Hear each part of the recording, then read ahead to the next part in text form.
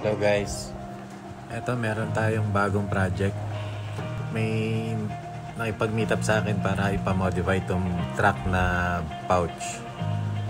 Ayan, request niya na lagyan natin ng divider ito sa loob para magiging accordion type na pouch. Ayan, kita nyo, truck na original, limited edition na pouch. Ayan, yan yung isang modification na request niya, lagyan ng straps attachment. Balak nga kasing gawing sling type yung bag.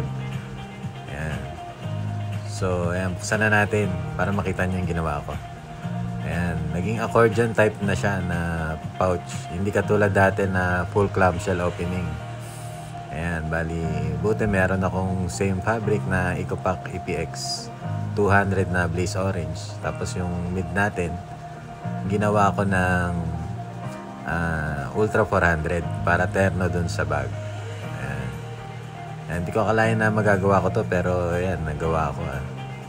Sana magustuhan ng customer. Yan lang, maraming salamat.